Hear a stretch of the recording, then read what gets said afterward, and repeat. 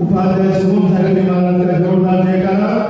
पूरे परम पूज्य दसवें पट्टाधीश आचार्य सुनील सागर जी महाराज के ब्रह्म प्रवास शिष्य अध्यात्म योगी उपाध्याय सोनम सागर जी महाराज की, सत्संग सागर जी महाराज की, मुनि संघ की। नमो गुरुदेव। गुरुदेव के चरणों में निवेदन, आज की धर्म सभा को संबोधित करने का लाभार्थ कराए उपाध्याय शुभम सागर जी। गुरुदेव।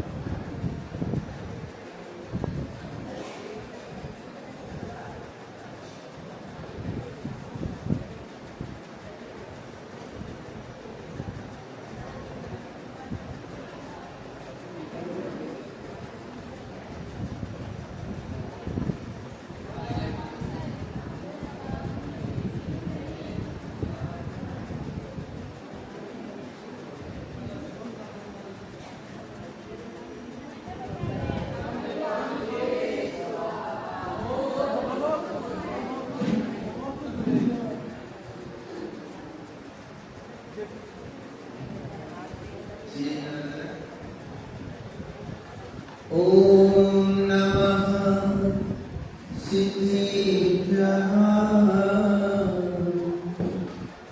ओम नमः सिद्धिभ्यः। नमो अरिहन्ताणं, नमो सिद्धाणं, नमो आय्याणं, नमो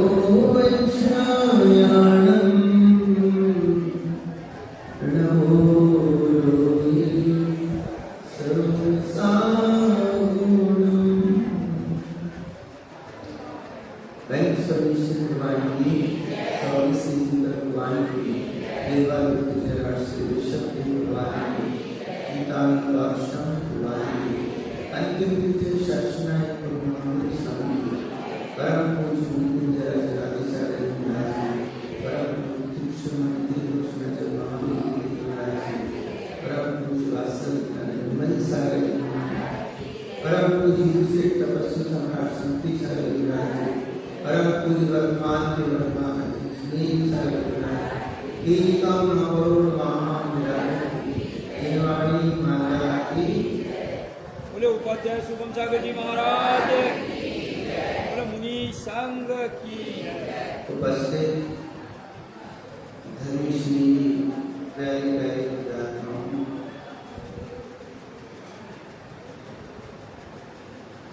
इस जीव पर विषय कसाय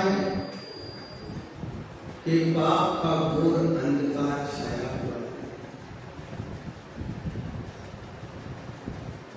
यही कारण है कि इसे अपने आप में आनंद पाने का अवकाश नहीं प्राप्त होता है। कोई ना कोई कसाय में व्यक्ति का जीवन जाता है, यानी कभी क्रोध में, कभी मान में, कभी माया में। 25 कसाय में, उन 25 कसायों में कभी परिणाम अलग अलग। यानी कषाय और विभाव की वजह से जी अपने में आनंद पाने का अवकाश नहीं प्राप्त करता। ये विषय कषाय की कल्पना है कि अंधकार के ज्ञान योगी द्वारा ही दूर किया जा सकता है। कषाय आए में चेतन, उसको दूर करने का एक ही मात्र उपाय है, वह है ज्ञान ज्योति। दुनिया में और कोई समर्थ नहीं है कि जो कषायों को दूर कर सके।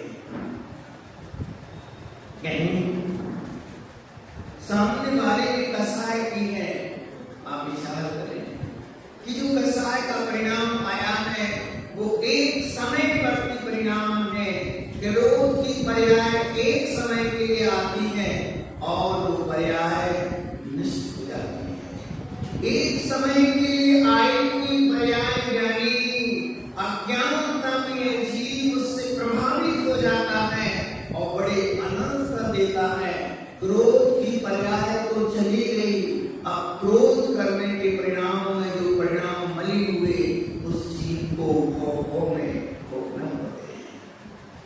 यानी कषाय और विभाव परिणाम जो है एक समय पर की है।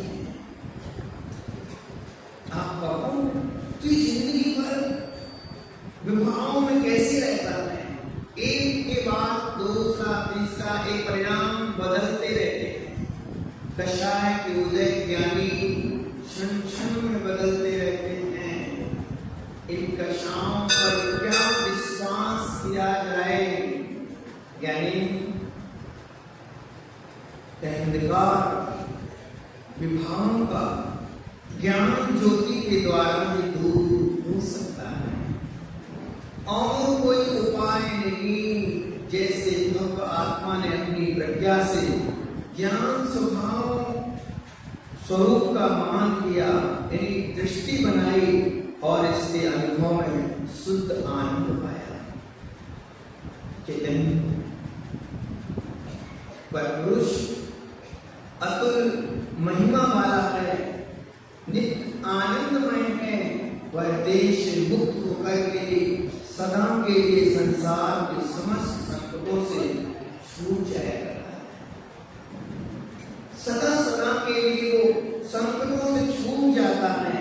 सभी मनुष्य शांति के लिए अथक प्रयास करते हैं, बहुत प्रयास करते रहते हैं। रात दिन एक ही धुन में लगे रहते हैं कि धन वैभव बढ़े, पोजीशन बढ़े, सम्मान बढ़े, दुनिया का आदर मुझे प्राप्त हो, दुनिया में कीर्ति मेरी बढ़े।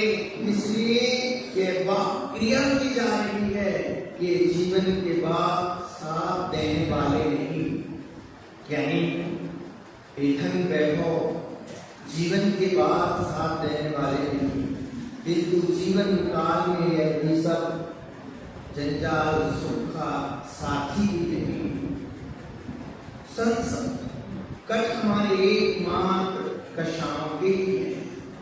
चेतन अपने उस ध्रुव चेतन स्वरूप की दृष्टि करना है, जिसकी दृष्टि से सारे संकट नष्ट हो जाते हैं। यानी हमें अपने परमात्म स्वरूप की दृष्टि करनी है। कहाँ तो मेरा है आत्मा का स्वरूप, यानी ये आत्मा अजर है, अमर है, शाश्वत है। यह संसार स्वप्नबद्ध है, स्वप्न के समान है चेतन। जहाँ जिसके यहाँ इस संसार में जिसे अपने सहज स्वरूप की दृष्टि है, उसकी दृष्टि संसार में भ्रमण करने की दृष्टि नहीं है। जिसकी दृष्टि चेतन स्वरूप की दृष्टि नहीं, उसकी दृष्टि वो संसार में परिभ्रमण किया करता है। यानी एक सहज स्वभाव की दृष्टि, मैं तो नित्य शुद्ध चिदानंद मात्र स्वरूप हूँ, कारण परमात्म तत्व हूँ, मुझमें द्रव्य कर्म का ग्रहण नहीं। द्रव्य कर्म का मतलब होता है ज्ञान वर्णादि कर्म, ना द्रव्य कर्म का ग्रहण है ज्ञानियों, ना विभाव का परिमल भी नहीं। द्रव्य कर्म का ग्रहण मेरे में नहीं, विभाव का परिमल भी मेरे में नहीं। इसी कारण मेरा जन्म भी नहीं और मरण भी नहीं। लेकिन हम अजर हैं, अमर हैं। द्रव्य कर्म मेरा स्वभाव ही नहीं है। ज्ञान वर्णादि जो कर्म है चेतन, वो मेरे निज धर्म ही नहीं है, निज धर्म है ही नहीं। जब ज्ञान वर्णी कर्म मेरे नहीं, तो जन्म भी नहीं और मरण नहीं। चेतन हमारे स्वभाव में ना तो जन्म है और ना ही मरण है। यदि हमारे स्वभाव में जन्म और मरण होता तो हमें तपस्या करने की आवश्यकता ही नहीं। क्यों? हमारा तो जन्म मरण होना ही निश्चित है। अब किसके लिए तपस्या करना हमारे विकार भाव को हटाने के हम प्रयास क्यों करें? क्योंकि ये हमारा स्वभाव है। इस स्वभाव यदि होते तो ज्ञानी क्षमा धर्म की साधना की आवश्यकता नहीं। हमारा स्वभाव ज्ञानी जन्म और मरण करने का नहीं,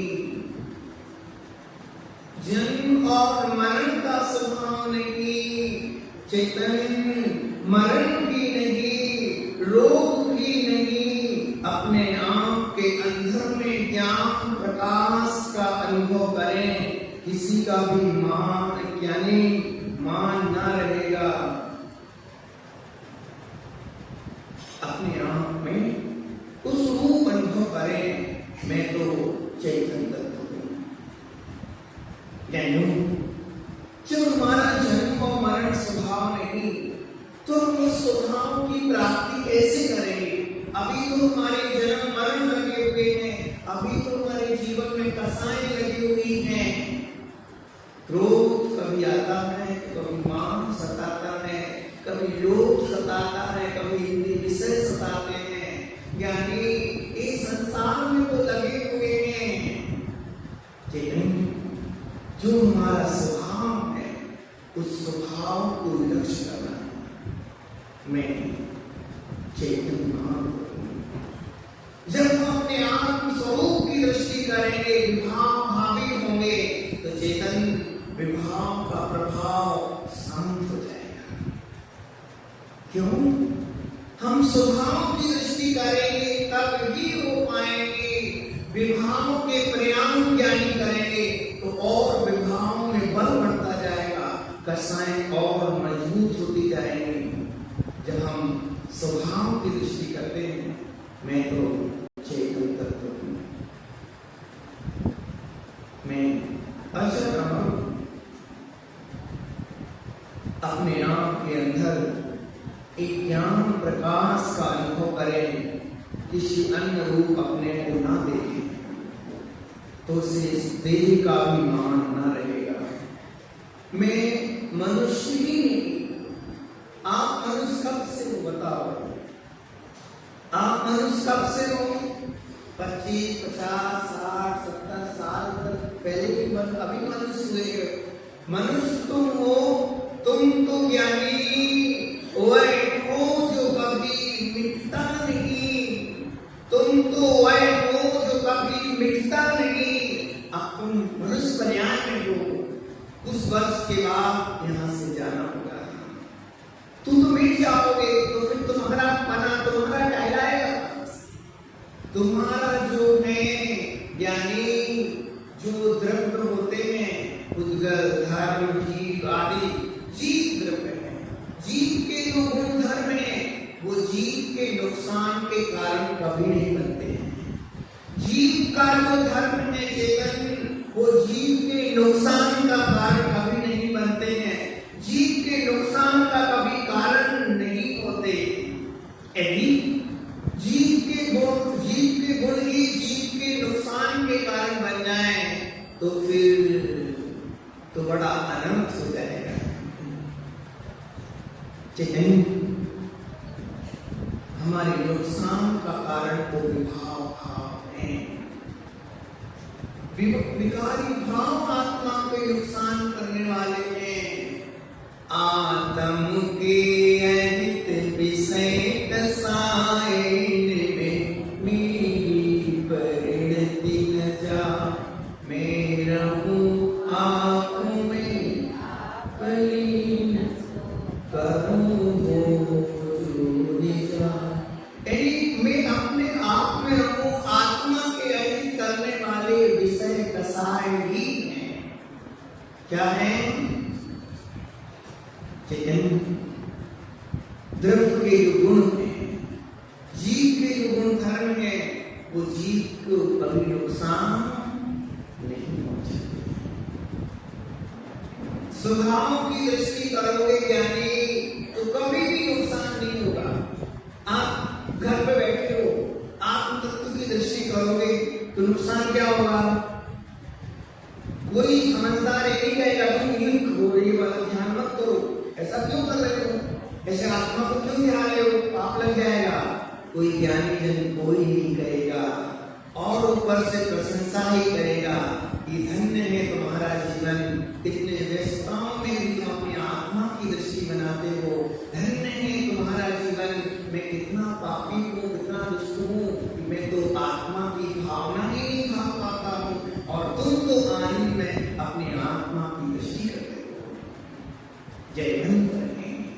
जब भगवान दीक्षा लेने के लिए जाते हैं तो लोकांतिक वेद प्रभु की आराधना उनकी अनुमोदना के लिए मनाते हैं, कहते हैं कि हे भगवान, आपने जो श्रेष्ठ संकल्प किया है, आत्महिता जो बीड़ा उठाया है, विभाव से दूर होने का जो संकल्प किया है, ये आपका संकल्प स्तुत्य है, वंदनीय है, आप जयवंत रहे।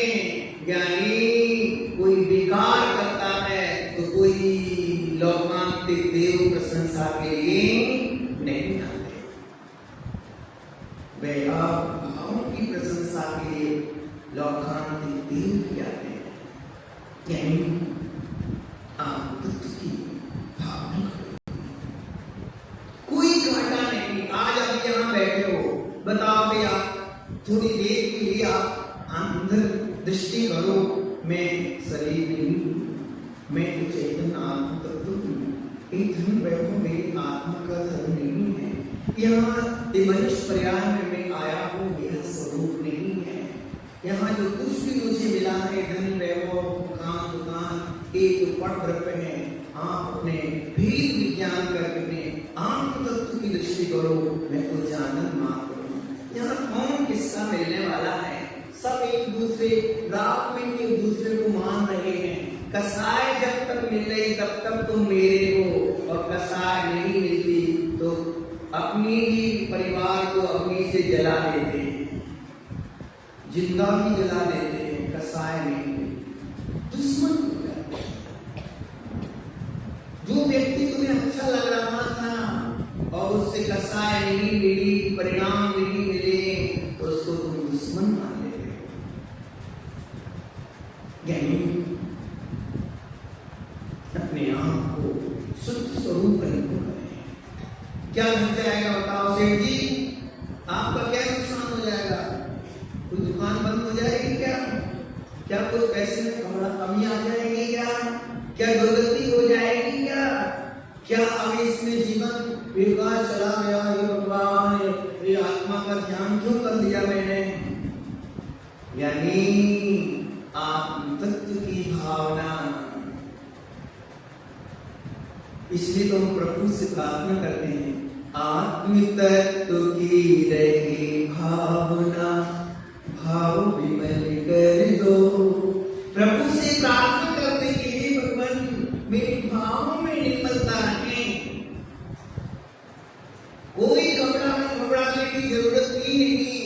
आप अपने लक्ष्य पर हो, चेतन यानी शुद्ध दृष्टि यदि बनी हुई है, दुनिया में कितना भी भूकंप आ जाए, लोग मारने को भी आ जाए, सब तकलीफें भी आ जाए, तब भी